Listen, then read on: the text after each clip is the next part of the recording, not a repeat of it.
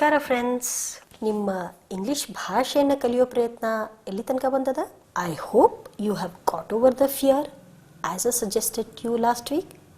ಈ ದಿಕ್ಕಿನೊಳಗೆ ಹೊಸ ಹೊಸ ಶಬ್ದಗಳನ್ನು ಬೆಳೆಸೋ ದಿಕ್ಕಿನೊಳಗೆ ಇವತ್ತು ನಾವು ಹೋಮೋನಿಮ್ಸ್, ಹೋಮೋಫೋನ್ಸ್, ಹೋಮೋಗ್ರಾಫ್ಸ್ಗಳ ಬಗ್ಗೆ ನೋಡೋಣ. These are very very very simple things. ನಾನು ನಿಮ್ಗೆ ಹೋದ ಕ್ಲಾಸ್ ಒಳಗೆ ಅಥವಾ ಹೋದ ಲೆಕ್ಚರ್ ಒಳಗೆ ಒಂದು ಎಕ್ಸಾಂಪಲ್ ಕೊಟ್ಟಿದ್ದೆ, ಹೊಳೆ ಅಂತ. ಹೊಳೆ ಅನ್ನೋ ಶಬ್ದವನ್ನು ನಾವು ನದಿ ಅನ್ನೋ ಅರ್ಥದೊಳಗೂ ಉಪಯೋಗಿಸ್ತೀವಿ ಅಥವಾ ಶೈನಿಂಗ್ ಅನ್ನೋ ಅರ್ಥದೊಳಗೂ ಉಪಯೋಗಿಸ್ತೀವಿ. ಫಾರ್ ಎಕ್ಸಾಂಪಲ್, ಅಘನಾಶಿನಿ ಹೊಳೆ ಹರಿಯುತ್ತಿದೆ ಅಂತಲೂ ಹೇಳ್ತೀವಿ ಅಥವಾ ನಕ್ಷತ್ರ ಹೊಳೆಯುತ್ತಿದೆ ಅಂತಲೂ ಹೇಳ್ತೀವಿ. ಆವಾಗ ಹೊಳೆ ಅನ್ನೋ ಶಬ್ದವನ್ನು ನಾವು ಅದರ ಬರವಣಿಗೆ ಸೇಮದ, ಉಚ್ಚಾರ ಸೇಮದ, ಆದ್ರೆ ಬೇರೆ ಬೇರೆ ಸಿಚುವೇಶನ್ ಒಳಗೆ ಅದರ ಅರ್ಥ ಬದಲಾಗ್ತದ. ಅದೇ ಒಂದು ವರ್ಡು ತಂದೆ ಅನ್ನೋದನ್ನು ಉಪಯೋಗಿಸಿದೆ ನಾನು. ಇಲ್ಲಿ ಅಪ್ಪ ಅನ್ನೋ ವರ್ಡ್ಗೂ ನಾವು ತಂದೆ ಅಂತ ಬಳಸಿದ್ರೆ, ಮಾರ್ಕೆಟ್ನಿಂದ ಏನೋ ಸಾಮಾನು ತಂದೆ ಅನ್ನೋದಕ್ಕೂ ನಾವು ಆ ವರ್ಡ್ ತಂದೆ ಅನ್ನೋದನ್ನು ಬಳಸ್ತೀವಿ. ನಾವು ಮಾತೃಭಾಷಿಕರಾದಂಥವ್ರಿಗೆ ಕನ್ನಡದ ಈ ವರ್ಡ್ ತಂದೆ ಅಥವಾ ಹೊಳೆ ಬಹಳ ಗೊಂದಲ ಏನು ಅನ್ಸಂಗಿಲ್ಲ. ಅದನ್ನ ಯಾವ ಕಾಂಟೆಕ್ಸ್ಟ್ನೊಳಗೆ ಯಾರು ಬಳಸ್ಯಾರ, ಹೆಂಗೆ ಬಳಸ್ಯಾರ, ಅದರ ಆಧಾರದ ಮೇಲೆ ತಿಳ್ಕೊಂಡ್ಬಿಡ್ತೀವಿ. ಫಾರ್ ಎಕ್ಸಾಂಪಲ್, ತಂದೆ ಮಾರ್ಕೆಟ್ನಿಂದ ಸಾಮಾನು ತಂದೆ ಅಂತ ಅಂದಾಗ ಅಲ್ಲಿ ಮೊದಲನೇ ತಂದೆ, ಎರಡನೇ ತಂದೆ, ಎರಡು ಕಡೆನೂ ನಾವು ಬೇರೆ ಬೇರೆ ಅರ್ಥ ಅದ ಅಂತ ಅನ್ನೋದನ್ನು ಊಹಿಸ್ಕೊಂಡು ಬಿಡ್ತೀವಿ. ಅಲ್ಲಿ ನಮಗೆ ಗೊಂದಲ ಹೇಳಂಗಿಲ್ಲ. ಅದರದ್ದು ಇಂಗ್ಲೀಷ್ ಬಂದ್ಕೂಳೆ ಭಾಳ ಹೆದರಿ ಬಿಡ್ತೀವಿ. ಏನೂ ಹೆದರೋ ಕಾರಣ ಇಲ್ಲ. ಇದನ್ನು ನೀವು ಹೆಚ್ಚು ಹೆಂಗೆ ಉಪಯೋಗಿಸ್ತೀರಿ ಅಷ್ಟು ಹೆಚ್ಚು ಸರಳವಾಗಿ ಅರ್ಥ ಆಗ್ತದೆ. ಉಪಯೋಗ ಮಾಡೋದು ಅಂದರೆ ಈ ಭಾಷೆಯನ್ನು ಹೆಚ್ಚು ಬಳಸೋದು, ಹೆಚ್ಚು ಕಲಿಯೋದು ಮಾತ್ರ ಇದಕ್ಕಿದ್ದಂಥ ಮಂತ್ರ. Only usage. The more and more you use the language, the more and more you can understand, you can use the language. ಮತ್ತು ನಿಮ್ಮ ಹೆದರಿಕೆ ಗೆಲ್ಲಕ್ಕೂ ಇದೇ ರಾಮಬಾಣ. ಹೆಚ್ಚು ಬಳಸ್ರಿ. ಇವತ್ತು ಹೋಮೋನಿಮ್ಸ್, ಹೋಮೋಫೋನ್ಸ್ ಮತ್ತು ಹೋಮೋಗ್ರಾಫ್ಸ್ಗಳ ಬಗ್ಗೆ ನೋಡೋಣ. ಹೋಮೋನಿಮ್ಸ್ ಅಂದ್ರೆ, ಈಗ ನಾ ಹೊಳೆ ಅನ್ನೋ ಶಬ್ದ ಹೇಳಿದ್ನಲ್ಲ, ಅದಕ್ಕೆ ಸ್ಪೆಲ್ಲಿಂಗು ಸೇಮ್ ಅದ, ಪ್ರೊನೌನ್ಸಿಯೇಷನ್ನು ಸೇಮ್ ಅದ, ಅರ್ಥ ಬೇರೆ ಅದ. ಹೋಮೋಗ್ರಾಫ್ ಅಂದ್ರೆ ಸ್ಪೆಲ್ಲಿಂಗ್ ಸೇಮ್ ಇರ್ತದ, ಬೇರೆ ಮೀನಿಂಗ್ ಇರ್ತದ, ಅದಕ್ಕೆ ಪ್ರೊನೌನ್ಸಿಯೇಷನನ್ನು ಬೇರೆ ಆಗ್ಬೋದು. ಅದ ಹೋಮೋಫೋನ್ ಅಂದಾಗ ಉಚ್ಚಾರ ಸೇಮ್ ಇರ್ತದ, ಅರ್ಥ ಬೇರೆ ಇರ್ತದ. ಇದನ್ನ ಇನ್ನೂ ಸ್ವಲ್ಪ ಕ್ಲಿಯರ್ ಆಗಿ ನೋಡೋಣ. For example, Greek word. ಈಗ ನಾವು ಫೋನ್ ಅನ್ನೋ ಶಬ್ದವನ್ನು ಬಳಸ್ತೀವಲ್ಲ ರೆಗ್ಯುಲರ್ ಆಗಿ, ನನ್ನ ಮೊಬೈಲ್ ಫೋನು, ಟೆಲಿಫೋನು ಅಂತ ಹೇಳಿ. ಫೋನ್ ಅನ್ನೋ ಶಬ್ದ ಅಂದ್ರೆ ಸೌಂಡ್ ಅಂತ ಅರ್ಥ. ಹೋಮೋ ಅಂದ್ರೆ ಸೇಮ್ ಅಂತ ಅರ್ಥ. ಇದು ಗ್ರೀಕ್ ವರ್ಡ್. ಹೋಮೋಫೋನ್ ಅಂದ್ರೆ ಸೇಮ್ ಸೌಂಡ್ ಅಂತ ಅರ್ಥ. ಅಂದ್ರೆ ಉಚ್ಚಾರ ಸೇಮ್ ಇರ್ತದ. ಹೋಮೋನಿಮ್ಸ್, ನಿಮ್ ಅನ್ನೋ ಶಬ್ದನು ನೇಮ್ ಅಂತ ಅರ್ಥ. ಹೋಮೋನಿಮ್ ಅಂದ್ರೆ ಸೇಮ್ ನೇಮ್, ಶಬ್ದ ಸಿಮಿಲರ್ ಇರ್ತದ. ಹೋಮೋಗ್ರಾಫ್, ಗ್ರಾಫ್ ಅಂದ್ರೆ ಬರವಣಿಗೆ ಅಂತ ಅರ್ಥ. ಹಂಗೆ ಹೋಮೋಗ್ರಾಫ್ ಅಂದ್ರೆ ಸೇಮ್ ರೈಟಿಂಗ್, ಇದಕ್ಕೆ ಸ್ಪೆಲ್ಲಿಂಗ್ ಸೇಮ್ ಇರ್ತದ. ಇದ್ರೊಳಗೆ ಸ್ವಲ್ಪ ಡೀಟೇಲ್ ನೋಡೋಣ. ಹೆಂಗಂದ್ರೆ, ಹೋಮೋಫೋನ್ಗಳೊಳಗೆ words that sound alike but are spelled differently. Homonyms ಒಳಗೆ words that are pronounced the same and spelled the same. ಹೋಮೋಗ್ರಾಫ್ಸ್ಗಳೊಳಗೆ words that are spelled the same but have different meaning. They may be pronounced differently sometimes or they may be alike. ಇಲ್ಲಿ ಒಂದು word ನೋಡ್ರಿ, bark. ಇಲ್ಲಿ picture ಕಾಣ್ತದಲ್ಲ, ನಾಯಿ ಬೊಗಳೋ ಶಬ್ದಕ್ಕೂ ನಾವು ಇಂಗ್ಲೀಷ್ನೊಳಗೆ bark ಅಂತೀವಿ. ಅದೇ ಒಂದು ಮರದ ಕಾಂಡಕ್ಕೂ ನಾವು ಬಾರ್ಕ್ ಅಂತೀವಿ. ಸೊ ಬಾರ್ಕ್ ಅನ್ನೋದು ಹೋಮೋನಿಮ್ ಅಂದ್ರೆ ಅದರದ್ದು ಉಚ್ಚಾರನೂ ಸೇಮ್ ಅದ, ಸ್ಪೆಲ್ಲಿಂಗು ಸೇಮ್ ಅದ, ಅದರ ಮೀನಿಂಗು ಬೇರೆ ಬೇರೆ ಅದ. ಹಂಗ ಇನ್ನೊಂದಿಷ್ಟು ನೋಡೋಣ difference. Homonyms, homophones and homographs. ಕೆಲವು ಎಕ್ಸಾಂಪಲ್ ನೋಡ್ರಿ. For example, suit yourself wore a suit. Suit yourself ಅಂದ್ರೆ ನಿಮ್ಗೆ ಹೆಂಗೆ ಹೊಂತದ ಹಂಗೆ ನೋಡ್ರಿ, ಅಥವಾ ವೋರ್ ಅ ಸೂಟ್ ನಿಮಗೆ ಹಾಕ್ಕೊಳ್ಳೋವಂಥ ಸೂಟ್. ಇಲ್ಲೇನು ಒಂದೇ ಶಬ್ದಕ್ಕೆ ಮಲ್ಟಿಪಲ್ ಅರ್ಥ. ಅದರ ಸ್ಪೆಲ್ಲಿಂಗು ಸೇಮ್ ಇರ್ತದ, ಉಚ್ಚಾರನೂ ಸೇಮ್ ಇರ್ತದ, ಆದರೆ ಯಾವ ಸಂದರ್ಭದೊಳಗೆ ಉಪಯೋಗಿಸ್ತೀವಿ ಆ ಅರ್ಥಗಳು ಬದಲಾಗ್ತವೆ. ಫಾರ್ ಎಕ್ಸಾಂಪಲ್, ತಂದೆ ಅನ್ನೋ ವರ್ಡ್ ನೆನಪದಲ್ಲ, ಉಚ್ಚಾರನೂ ಸೇಮ್ ಅದ, ಸ್ಪೆಲ್ಲಿಂಗು ಸೇಮ್ ಅದ, ಅದರ ಅರ್ಥ ಕಾಂಟೆಕ್ಸ್ನಾಗ ಬೇರೆ ಬೇರೆ ಕೊಡ್ತದ. So another word, weigh on the scale. ಅಂದರೆ ನಮ್ಮ ವೇಯಿಂಗ್ ಮಷೀನ್ ಮೇಲಿಂದ ಸ್ಕೇಲ್ ಮೇಲಿಂದ ವೇದ ಅರ್ಥ ಹೋದ್ರೆ ಸ್ಕೇಲ್ದ ವಾಲ್ ಅದನ್ನ ಅಳಿಯೋ ಅರ್ಥ ಬೇರೆ ಕೊಡ್ತದ. ಹೋಮೋಫೋನ್ಸ್ಗಳೊಳಗೆ ಫೋನ್ ಸೌಂಡ್ ಹೇಳಿದ್ನಲ್ಲ, ಅದರದ್ದು ಉಚ್ಚಾರ ಸೇಮ್ ಇರ್ತದ, ಆದ್ರೆ ಅದರ ಸ್ಪೆಲ್ಲಿಂಗು ಬೇರೆ ಇರ್ತದ. Edition for math, edition of a book. ಇಲ್ಲಿ ಮ್ಯಾಥ್ಸ್ ಒಳಗೆ ಕೂಡಿಸೋ ಶಬ್ದಕ್ಕೂ ನಾವು ಎಡಿಷನ್ ಅಂತ ಏನಂತೀವಿ, ಪುಸ್ತಕವನ್ನು ಎಡಿಟ್ ಮಾಡೋದಕ್ಕೂ ಎಡಿಷನ್ ಅಂತೀವಿ. ಆಮೇಲೆ ಹೋಮೋಗ್ರಾಫ್ಸ್ ಒಳಗೆ as the name word graph suggest that the spelling is the same, but ಅದರದ್ದು ಉಚ್ಚಾರನೂ ಬೇರೆ ಆಗ್ಬೋದು, ಅರ್ಥಗಳು ಬೇರೆ ಆಗ್ಬೋದು. For example, word like close. Close ಅಂದ್ರೆ ಹತ್ತಿರ, ನಿಯರ್ ಬೈ ಅಂತನೂ ಅರ್ಥ ಆಗ್ಬೋದು, ಅಥವಾ ಕ್ಲೋಸ್ ಅಂದ್ರೆ ಟು ಶಟ್ ಅನ್ನೋ ಅರ್ಥನೂ ಕೊಡ್ತದ. ಇನ್ನೊಂದು ನೋಡ್ರಿ, ಪಿಕ್ ಅ ಫ್ಲವರ್ ಆರ್ ಬೇಕ್ ವಿತ್ ಅ ಫ್ಲವರ್. ಅಂದ್ರೆ ಒಂದು ಹೂವನ್ನು ಆರಿಸ್ರಿ ಅಂತಲೂ ಹೇಳ್ಬೋದು, ಅಥವಾ ಹಿಟ್ಟನ್ನು ಕೇಕ್ ಆಗಿ ಬೇಕ್ ಮಾಡ್ರಿ ಅಂತ ಅರ್ಥದವು ಕೊಡ್ಬೋದು. ಇನ್ನು ಸ್ವಲ್ಪ ಕ್ಲಾರಿಟಿ ಒಳಗೆ ನೋಡೋಣ. ಹೋಮೋಫೋನ್ಸ್ಗಳೊಳಗೆ ಉಚ್ಚಾರ ಸೇಮ್ ಇರ್ತದ, ಅದರ ಮೀನಿಂಗು ಡಿಫ್ರೆಂಟ್ ಇರ್ತದ, ಸ್ಪೆಲ್ಲಿಂಗು ಡಿಫ್ರೆಂಟ್ ಇರ್ತದ. ಫಾರ್ ಎಕ್ಸಾಂಪಲ್, ಲೆಡ್, LEAD, ಲೆಡ್ನ ನಾವು ಮೆಟಲ್ ಆಗಿ ಬಳಸ್ತೀವಿ. ಸೀಸ ಅಂತ ಏನಂತೀವಿ, ಅದಕ್ಕೆ lead is a chemical component. Other lead, LED, lead ಅನ್ನೋದು it is to influence, to cause. So the subsequent events led him to reconsider his position. So ಇಲ್ಲೇ ಸ್ಪೆಲ್ಲಿಂಗ್ ಬೇರೆ ಅದ, ಆದ್ರೆ ಸೌಂಡ್ ಸೇಮ್ ಅದ, ಕಾಂಟೆಕ್ಸ್ಟ್ ಬಳಸೋದು ಅರ್ಥ ಬೇರೆ ಅದ. ಹೋಮೋಗ್ರಾಫ್ಸ್ ಒಳಗೆ as the word suggest, graph spelling same ಇರ್ತದ, ಅದರದ್ದು ಪ್ರೊನೌನ್ಸಿಯೇಷನ್ನು ಡಿಫ್ರೆಂಟ್ ಇರ್ತದ, ಮೀನಿಂಗ್ನು ಡಿಫ್ರೆಂಟ್ ಇರ್ತದ. For example, LEAD, lead, it is a noun. ಆದರೆ ಇದನ್ನು ನಾವು ಉಚ್ಚಾರ ಮಾಡೋದು ಏನು ಮಾಡ್ತೀವಿ, ಲೆಡ್ ಅಂತೀವಿ.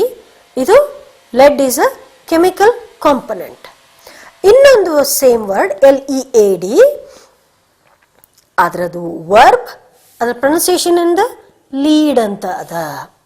ಇಲ್ಲೇನು ಸ್ಪೆಲ್ಲಿಂಗ್ ಸೇಮ್, ಉಚ್ಚಾರ ಬೇರೆ, ಅರ್ಥ ಬೇರೆ. The first street on the left will lead you to Andrew's place. So homographs ಒಳಗೆ ಸ್ಪೆಲ್ಲಿಂಗ್ ಸೇಮ್, ಅರ್ಥ ಬೇರೆ, ಉಚ್ಚಾರ ಬೇರೆ. ಇನ್ನು ಹೋಮೋನಿಮ್ಸ್ಗಳೊಳಗೆ ಆಸ್ ದ ವರ್ಡ್ ಸಜೆಸ್ಟ್, ಪ್ರೊನೌನ್ಸಿಯೇಷನ್ನು ಸೇಮ್ ಅದ, ಸ್ಪೆಲ್ಲಿಂಗು ಸೇಮ್ ಅದ, ಅರ್ಥ ಮಾತ್ರ ಬೇರೆ ಆಗ್ತದೆ. For example, LEAD, lead, to go first, be in advance. The band will lead you to the troops. The band will lead and the troops will follow. The LEAD, noun, principal part of the play. He played a lead role in a cinema. Lead ಅನ್ನೋದು same word, but ಅಲ್ಲೇ ಬೇರೆ ಬೇರೆ ಅರ್ಥವನ್ನು ಕೊಡ್ತದ. ಇನ್ನು ಕೆಲವು ಹೋಮೋನಿಮ್ಸ್ಗಳನ್ನು ನೋಡೋಣ. ಈ ರೀತಿ ಶಬ್ದಗಳು ಇಂಗ್ಲೀಷ್ನೊಳಗೆ ಬಹಳಷ್ಟು ಬರ್ತಾವ. ಇಲ್ಲಿ ನಾನು ನಿಮಗೊಂದಿಷ್ಟು ಎಕ್ಸಾಂಪಲ್ಗಳನ್ನು ಕೊಟ್ಟೇನಿ. For example, the word address. Address ಅನ್ನೋದು ಎರಡು ಅರ್ಥ ಕೊಡ್ತದೆ. ಒಂದು, ವಾಟ್ ಈಸ್ ಯುವರ್ ಅಡ್ರೆಸ್ ಅಂದ್ರೆ ನಿಮ್ಮ ಮನಿ ಅಡ್ರೆಸ್ಸನ್ನು ಎಲ್ಲಿರ್ತೀರಿ ಅನ್ನೋ ಅಡ್ರೆಸ್ಸನ್ನು ಕೇಳಲಿಕ್ಕೆ ಮಾಡಿದ್ರೆ, ಹಿ ಅಡ್ರೆಸ್ ದ ಗ್ಯಾದರಿಂಗ್, ಅವ ಸಭೆಯನ್ನು ಉದ್ದೇಶಿಸಿ ಮಾತನಾಡ್ದ ಅನ್ನೋ ಲೆಕ್ಕಕ್ಕೆ. ಹಂಗೆ ಒಂದು ವರ್ಡ್ ನೋಡ್ರಿ ಇಲ್ಲಿ, ಕ್ಲಿಕ್. ಅದು ಲೈ, LIE ಲೈ ಅನ್ನೋ ವರ್ಡ್ ಒಂದು ಅರ್ಥಕ್ಕೆ ಸುಳ್ಳು ಅಂತ ಹೇಳಿದ್ರೆ ಇನ್ನೊಂದು ಅರ್ಥಕ್ಕೆ ಮಲ್ಕೋ ಅಂತ ಹೇಳ್ತದ. Clip, it could be the clip that you are using on your head, or it could be a clip of a movie or a video. Drop, you are being dropped from the parachute, or there is a water drop. Then there is light. There is light in the room. Athwa, I am feeling very light. So ಈ light ಅನ್ನೋ ಶಬ್ದಕ್ಕೆ ಬೆಳಕು ಅನ್ನೋ ಅರ್ಥನೂ ಅದ ಅಥವಾ ಬಹಳ ಹಗುರ ಅನ್ನೋ ಅರ್ಥನೂ ಅದ. ಇನ್ನೊಂದು ವರ್ಡ್ ನೋಡ್ರಿ, ಟೆಂಡರ್. ಟೆಂಡರ್ ಅಂದ್ರೆ ಬಹಳ ಮೃದು ಅನ್ನೋ ಅರ್ಥನೂ ಕೊಡ್ತದ, ಎಳೆಯ ಅನ್ನೋ ಅರ್ಥನೂ ಕೊಡ್ತದ. ಹಂಗೆ ಹೋಮೋನಿಮ್ಸ್ಗಳು ಇಂಗ್ಲೀಷ್ ಲ್ಯಾಂಗ್ವೇಜ್ನಾಗ ಭಾಳಷ್ಟವ. ಅದನ್ನು ನಾವು ಯಾವ ರೀತಿ ಒಳಗೆ ಬಳಸ್ಲಿಕ್ಕತ್ತೀವಿ ಅದ್ರ ಮೇಲೆ ಡಿಪೆಂಡ್ ಆಗ್ತದ. ಈ ಲಿಸ್ಟನ್ನು ನೋಡಿ ನಿಮ್ಗೊಂದು ಸ್ವಲ್ಪ ಅರ್ಥ ಆಗ್ಬೋದು. ಇನ್ನು ನೆಕ್ಸ್ಟ್ ನಾವು ಹೋಮೋಫೋನ್ಸ್ಗಳೊಳಗೆ ನೋಡೋಣ. Homophones, as the word it self suggest, ಶಬ್ದಗಳ ಸೌಂಡ್ ಸೇಮ್ ಅದ, ಆದ್ರೆ ಅರ್ಥಗಳು ಬೇರೆ ಬೇರೆ ಅವ. ಫಾರ್ ಎಕ್ಸಾಂಪಲ್, ಬ್ರೆಡ್ ಅನ್ನೋದು a type of baked food, ಅಂದ್ರೆ ನಾವು ತಿನ್ನೋ bread. At the same time all type of bread contain carbohydrates. ಅದ ಬ್ರೆಡ್ ಅನ್ನೋದು ಸ್ಪೆಲ್ಲಿಂಗ್ ಬೇರೆ ಅದ. ರೇಸ್ಡ್ ಅಂದ್ರೆ ಅವ್ರನ್ನ ಬೆಳೆಸೋದು ಅಂತ ಅರ್ಥ. For example, Ali shouldn't be bread until she is 4. ಅವಳನ್ನು ಭಾಳ ಯಾವ ರೀತಿ ಬೆಳೆಸ್ಬೇಕು ಅನ್ನೋದ್ರ ಬಗ್ಗೆನೂ ಅದ್ರೊಳಗ ಅರ್ಥ ಬರ್ತದ. ಡ್ರ್ಯೂ ಅನ್ನೋದು ಡ್ಯೂ ಅನ್ನೋದು DEW ಡ್ಯೂ ಅನ್ನೋದು ಡ್ರಾಪ್ಲೆಟ್ಸ್ ಆಫ್ ಪ್ರೆಸಿಪಿಟೇಷನ್, ಅಂದ್ರೆ ಮಂಜಿನ ಹನಿ ಅನ್ನೋ ಲೆಕ್ಕಕ್ಕೆ. There was some dew in the morning, ಬೆಳಗ್ಗೆ ಎದ್ದು ಇಬ್ಬನಿ ಬಿದ್ದಿತ್ತು ಅಂತ ನಾವೇನು ಹೇಳ್ತೀವಿ. ಹಂಗೆ ಡ್ಯೂ ಅನ್ನೋದು ಯಾವುದೋ ಒಂದು ಇನ್ನು ಪೆಂಡಿಂಗ್ ಅದ ಅನ್ನೋದ್ರೊಳಗೆ. I miss the class due to the rain, ಯಾವುದೋ ಒಂದರ ಕಾರಣದಿಂದ, ಅಂದ್ರೆ ಇದರಿಂದ ಏನು ಆ ಉದ್ದೇಶಕ್ಕಾಗಿ ಅಥವಾ ಆ ಮಳೆ ಬಂದ ಕಾರಣಕ್ಕಾಗಿ ನಾನು ಕ್ಲಾಸ್ ಕಳ್ಕೊಂಡೆ ಅನ್ನೋದನ್ನು ಅನ್ಕೋತೀವಿ. ಅದ ಗ್ರೀಸ್ ಅನ್ನೋ ಶಬ್ದ ನೋಡ್ರಿ. ಗ್ರೀಸ್ ಅನ್ನೋದು ಯುರೋಪ್ನೊಳಗಿಂದ ಒಂದು ಕಂಟ್ರಿ ಅಂತಲೂ ಹೇಳ್ತೀವಿ. ಗ್ರೀಸ್ ಅನ್ನೋದು ನಾವು ನಮ್ಮ ವೆಹಿಕಲಿಗೆ ಬಳಸುವಂಥ ಒಂದು ಲುಬ್ರಿಕಂಟ್ ಅಂತಲೂ ಹೇಳ್ತೀವಿ.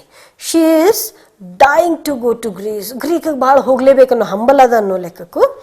ಅಥವಾ the foul smelling grease turned her stomach, ಆ ಗ್ರೀಸು ಎಷ್ಟು ಕೆಟ್ಟ ವಾಸನೆ ಬೀಳ್ಲಿಕ್ಕತ್ತಿತ್ತಂದ್ರೆ ಆಕೆ ವಾಂತಿ ಮಾಡೋಂಗಾಗಿತ್ತು ಅನ್ನೋ ಲೆಕ್ಕಕ್ಕೆ. ಇನ್ನೊಂದು ವರ್ಡು ಪೀಸ್ ಅಥವಾ ಪೀಸ್, PIECE, ಏನು 10 ಪೀಸ್ ಬ್ರೆಡ್ ಇರ್ಬೋದು ಅಥವಾ 4 ಪೀಸ್ ಆಫ್ ಚಾಕ್ಲೇಟ್ ಇದ್ದಿರಬಹುದು, ಅಥವಾ ಕೇಕ್ ಪೀಸ್ ಇದ್ದಿರಬಹುದು. ಅದ PAC ಪೀಸ್ ಅಂದ್ರೆ ಶಾಂತಿ, ಸಮಾಧಾನ, harmony. The peace will come to us in time, ಅಥವಾ India is a peaceful country ಅಂತ ಅನ್ಬೋದು. ಹಂಗೆ ಇದ್ರೊಳಗೆ ನಾ ಇನ್ನೊಂದಿಷ್ಟು ಎಕ್ಸಾಂಪಲ್ಗಳನ್ನು ಕೊಟ್ಟೇನಿ.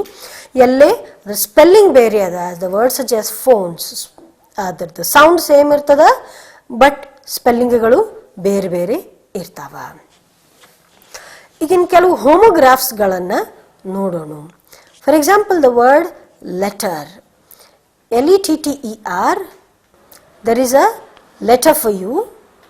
ಅದ ಇನ್ನೊಂದೇನಾಗ್ತದ, spread of letter on the alphabet. ಇಲ್ಲಿ ಒಂದು ಪತ್ರ ಅನ್ನೋ ಅರ್ಥದೊಳಗೆ ಕೊಟ್ರೆ ಇನ್ನೊಂದು ಶಬ್ದ ಅನ್ನೋ ಅರ್ಥದೊಳಗೆ ಕೊಡ್ತದ. ಹಂಗೆ ನಾ ಇಲ್ಲಿ ಕೆಲವು ಟ್ರಿಕಿ ಹೋಮೋಗ್ರಾಫ್ಸ್ಗಳ ಲಿಸ್ಟನ್ನು ಕೊಟ್ಟೇನಿ. ಫಾರ್ ಎಕ್ಸಾಂಪಲ್, ಒಂದು ವರ್ಡ್ ನೋಡ್ರಿ, ರಿಂಗ್ ಅಂತ ಹೇಳಿ. ಒಂದು ಎಂಗೇಜ್ಮೆಂಟ್ ರಿಂಗ್ ಅನ್ನೋ ಶಬ್ದವನ್ನು ಕೊಡ್ಬೋದು, ಇನ್ನೊಂದು ಫೋನ್ ರಿಂಗ್ ಅನ್ನೋ ಶಬ್ದವನ್ನು ಕೊಡಬಹುದು. ಇನ್ನೊಂದು ಶಬ್ದ ನೋಡ್ರಿ ಅಲ್ಲಿ, ನಾವೆಲ್. ನಾವೆಲ್ ಒಂದು ಕಾದಂಬರಿ ಅನ್ನೋ ಅರ್ಥನೂ ಕೊಡ್ಬೋದು, ಅಥವಾ ಇದು ಬಹಳ ಕ್ರಿಯೇಟಿವ್ ಐಡಿಯಾ ಅನ್ನೋದನ್ನು ಶಬ್ದ ಅರ್ಥ ಕೊಡ್ಬೋದು. ಇಲ್ಲ ಮಿನಿಟ್ ಅನ್ನೋದು, ಒಂದು ಮಿನಿಟ್ ಅಂದ್ರೆ 1 ಮಿನಿಟು ಅಂತ ಕನ್ನಡದ ಅರ್ಥನೂ ಕೊಡ್ಬೋದು, ಅಥವಾ ಮೀಟಿಂಗ್ಸ್ ಮಿನಿಟ್, ಮೀಟಿಂಗಿನ ಅಂಶಗಳು ಅನ್ನೋ ಅರ್ಥನೂ ಕೊಡ್ಬೋದು. ಹಂಗೆ ನಾವು ಬೇರೆ ಬೇರೆ ಕಾಂಟೆಕ್ಸ್ಗಳೊಳಗೆ ಈ ಹೋಮೋನಿಮ್ಸ್, ಹೋಮೋಗ್ರಾಫ್ಸ್, ಹೋಮೋಫೋನ್ಸ್ಗಳನ್ನು ಉಪಯೋಗಿಸ್ತೀವಿ. ಇಲ್ಲಿ ನಾ ಕೆಲವು ಡಿಫ್ರೆನ್ಸ್ಗಳನ್ನು ತಂದೆ ನೋಡ್ರಿ. ಇಲ್ಲಿ ಬ್ಯಾಟ್ ಅನ್ನೋ ಒಂದು ಶಬ್ದ, ಬ್ಯಾಟ್ ಅನ್ನೋದು ಇಲ್ಲಿ ಬರ್ಡ್ ಅನ್ನೋ ಶಬ್ದನೂ ಕೊಡ್ತದ. ಅದರ ಜೊತೆಗೆ ನಾವು ಕ್ರಿಕೆಟ್ ಒಳಗೆ ಆಟಕ್ಕೆ ಬಳಸುವಂಥ ಇದು ಅರ್ಥನೂ ಕೊಡ್ತದ. ಪಾಮ್ ಅಂದ್ರೆ ನಮ್ಮ ಅಂಗೈ ಅನ್ನೋ ಅರ್ಥನೂ ಕೊಡ್ತದ, ಅದ ಈಚಲ್ ಮರ ಅನ್ನೋ ಶಬ್ದನೂ ಕೊಡ್ತದೆ. ಈಗ ನೀವು ಅಡುಗೆಗೆಲ್ಲ ಪಾಮ್ ಆಯಿಲನ್ನು ಬಳಸ್ತಿರಲ್ಲ ಹಂಗೆ ಅದ. ಇದ್ರ ಜೊತೆಗೆ ದಿಸ್ ಈಸ್ ಮೈ ಪಾಮ್.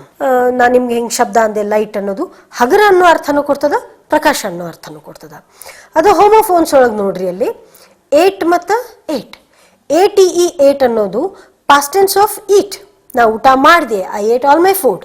ಅದೇ EIGHT 8 ಅನ್ನೋದು ಅದರದ್ದು ಉಚ್ಚಾರ ಸೇಮ್ ಅದ, ಅದರ ಸ್ಪೆಲ್ಲಿಂಗ್ ಬೇರೆ ಅದ, ಅರ್ಥನೂ ಬೇರೆ ಅದ. ದೇರ್ ಆರ್ 8 ನಂಬರ್ಸ್ ಅಥವಾ 8 ಫಿಂಗರ್ಸ್. ಆಮೇಲೆ ಫ್ಲವರ್ ಅನ್ನೋ ಶಬ್ದ ಹಿಟ್ಟು ಅನ್ನೋದಕ್ಕೂ ಕೊಡ್ತದ, ಹೂ ಅನ್ನೋದನ್ನು ಸಜೆಸ್ಟ್ ಮಾಡ್ತದ, ಸ್ಪೆಲ್ಲಿಂಗ್ ಬೇರೆ ಅದ. ಸನ್ ಅನ್ನೋದು ಇದು ಬಹಳ ಕಾಮನ್ ವರ್ಡ್. ಎಷ್ಟೋ ಸರ್ತಿ ನೀವೆಲ್ಲ ನಿಮ್ಮ ಎಕ್ಸಾಮ್ನಾಗ ಕನ್ಫ್ಯೂಷನ್ ಮಾಡ್ಕೋತೀರಿ. SON son, SUN sun. ಇದು ಒಂದು ಮಗ ಅಂತಾದರೆ ಇನ್ನೊಂದು ಸೂರ್ಯ ಅಂತ ಅರ್ಥ ಕೊಡ್ತದೆ. ನೀವು ಜನರಲಿ ನಿಮ್ಮ ಎಕ್ಸಾಮ್ಗಳೊಳಗೆ ಬಹಳ ಕನ್ಫ್ಯೂಷನ್ ಮಾಡ್ಕೋವಂಥ ಶಬ್ದ THERE ಅಥವಾ THEIR. ಒಂದು THERE there is the phone, ಅಲ್ಲೇ ಫೋನ್ ಅದ ಅಂದ್ರೆ ಅಲ್ಲಿ ಅನ್ನೋ ಶಬ್ದ ಕೊಟ್ರೆ, THEIR ದೇರ್ ಅದು ಅವರ, ಇಟ್ ಈಸ್ ದೇರ್ ಫೋನ್ ಅದು ಅವರ ಫೋನು ಅನ್ನೋ ಅರ್ಥ. ಸೊ ನೀವು ಎಕ್ಸಾಮ್ನಾಗ 90% ಆಫ್ ದ ಟೈಮ್ ಬರಿಬೇಕಾದ್ರೆ THERE ಅನ್ನುವಲ್ಲಿ THEIR ಅನ್ನು ಬಳಸ್ತೀರಿ, THEIR ಬಳಸುವಲ್ಲಿ THERE ಅನ್ನು ಬಳಸ್ತೀರಿ. ಸೊ ಇದನ್ನು ನೀವು ಸರಿಯಾಗಿ ತಿಳ್ಕೊಂಡ್ರೆ ಹೋಮೋನಿಮ್ಸ್, ಹೋಮೋಫೋನ್ಸ್ ಮತ್ತು ಹೋಮೋಗ್ರಾಫ್ಸ್ಗಳು ನಿಮ್ಮ ಭಾಷೆಗೆ ಬ್ಯೂಟಿ ತಂದುಕೊಡ್ತದೆ, ನಿಮ್ಮನ್ನು ಇಂಗ್ಲೀಷನ್ನು ಹೆಚ್ಚು ಇಂಪ್ರೂವ್ ಮಾಡ್ತದೆ, ನಿಮ್ಮ ಕಮ್ಯುನಿಕೇಷನನ್ನು ಬಹಳ ಅರ್ಥವತ್ತಾಗಿ ಮಾಡ್ತದೆ. ನಮಸ್ಕಾರ.